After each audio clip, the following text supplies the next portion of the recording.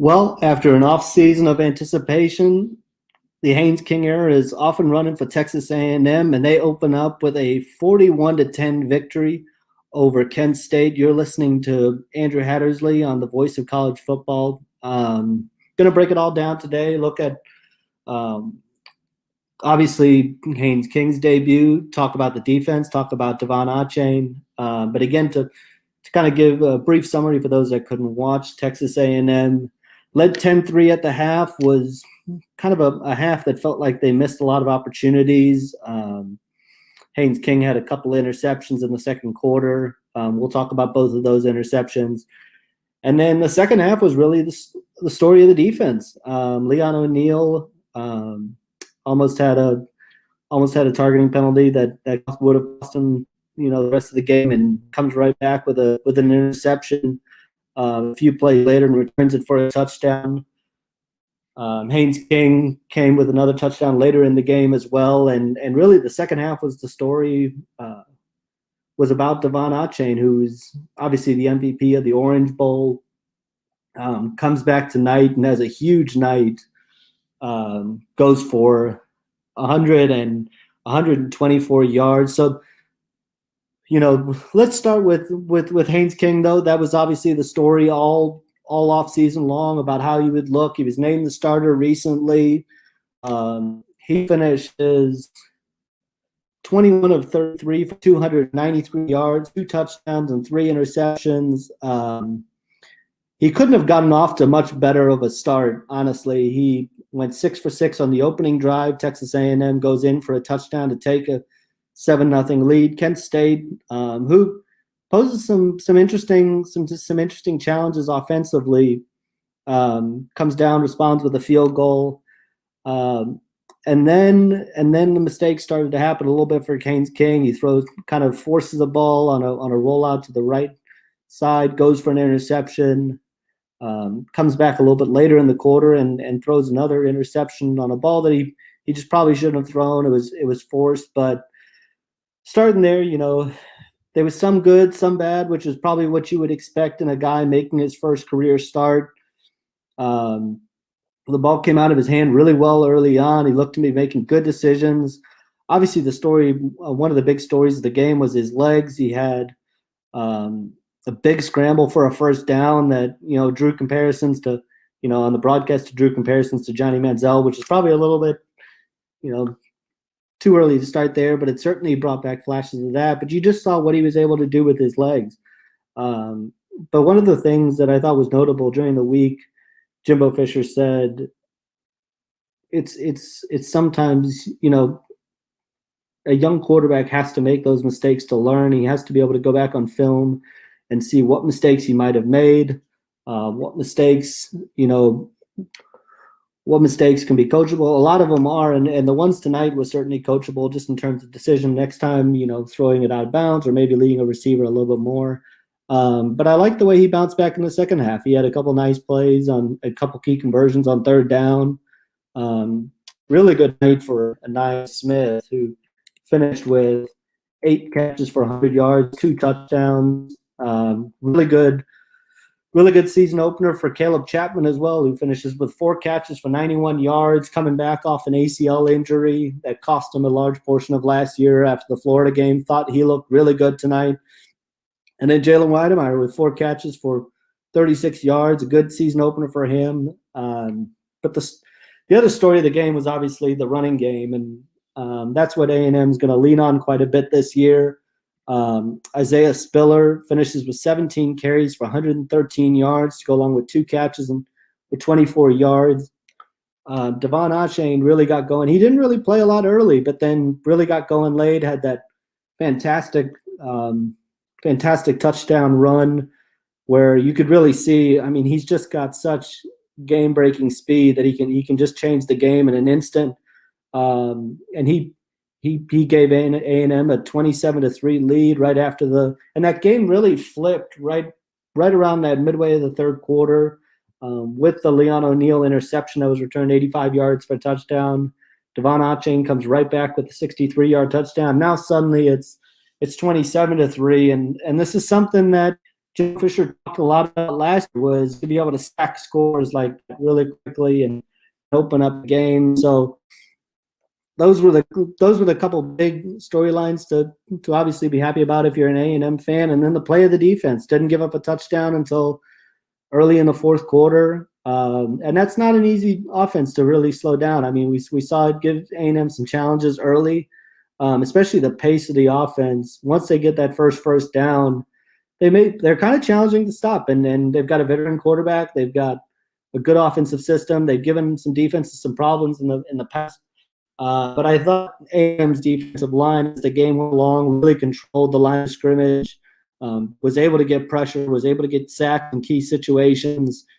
But this, there's some things to build off of this, and we all knew that it wasn't going to be perfect right off the bat. I think that was talked about all off season that A&M wasn't going to come out tonight and look like a flawless team. But they've got the big storyline is, can this team beat Alabama? And this is kind of the starting point now. And they've got 5 games. Obviously, go on the road next week to face Colorado, come home and face New Mexico, and then they've got the 2 SEC games against Arkansas and Mississippi State before the big game against Alabama. And that's going to be the big question is this team ready to play Alabama on October 9th?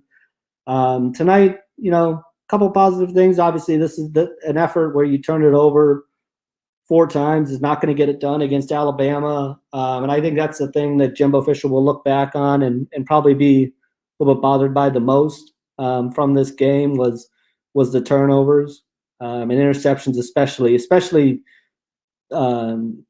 in opportunities that they had chances to come away with scores, especially that first interception.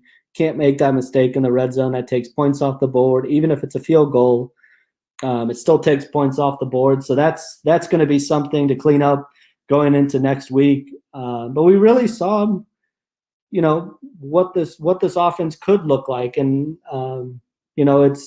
I think Haynes King made some nice throws. We saw kind of the deep ball come in late in the game. Would have liked to have seen it maybe in the first half as well. Saw a little bit more explosiveness out of the receivers this year. And that, in the first game, that's a good sign. It's obviously going to be something that's going to be tested once you get to SEC play.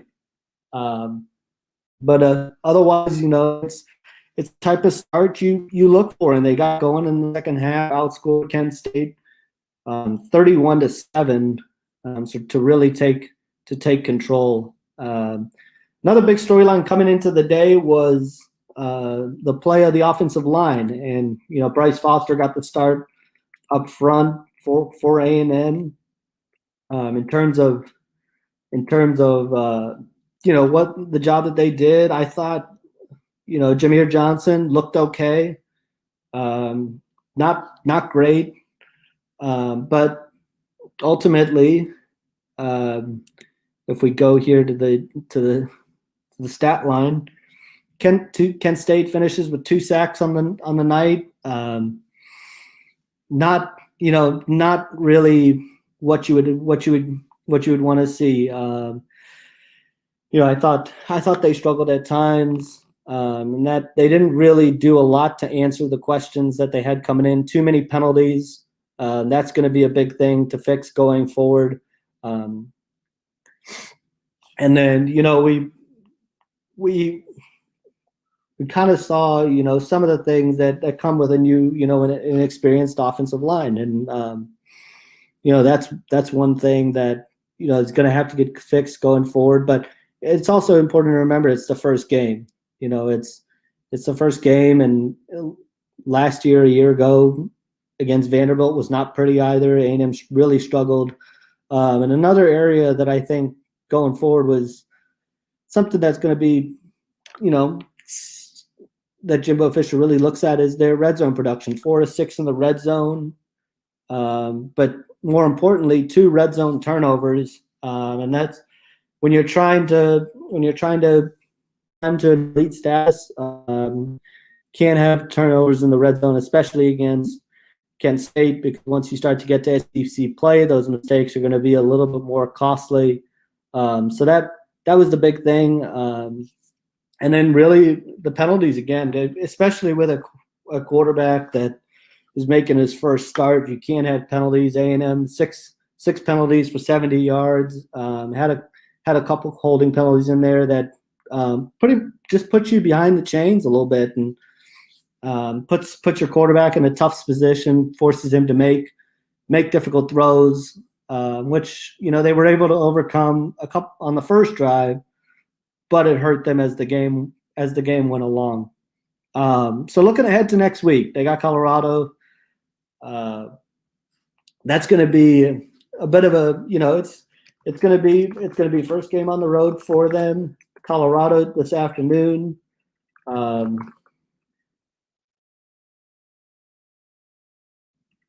Colorado opened with a win over Northern Colorado, 35-7. Will be obviously more of a test for both sides. The altitude's going to be a big question for A&M, just how you handle that. But really, it's going to be about limiting turnovers, especially as you go on the road. I think that was the big thing that everybody took away from today was the turnovers. A&M was really good on third down, 9 of 13 on third down. That's really encouraging. That was an area that they really excelled at last season, but with a young quarterback, you don't know what that's going to be like. They limit Kent State to 7 of 18 on third downs, which again is encouraging as a defense. And I think the big thing that A&M will want to do is continue to force turnovers. You saw, especially when you're relying on a defense that's such a veteran defense, you're going to need to get a couple turnovers to turn a game around like it was tonight. So I guess just turning to overall outlook coming out of this, you have a team that pulled away in the second half. I don't think this is going to leave Texas A&M fans overwhelmingly confident going forward. I think it's going to leave them in wait and see mode about where this team is going into next week, going into the beginning of SEC play, and it's going to be all about what changes did they make from week 1 to week 2 that is going to kind of tell a lot about where this team is. But ultimately, you get a win, you get an opening win. We've seen some teams really struggle in their openers today, and it's something that is certainly you're never going to look perfect in game 1, and I think that's important to remember is you kind of get the first one out of the bat, be able to go back and study film, but then just moving on to I guess three things to like, 3 things to to be concerned about. The first has to be the running game. A&M runs for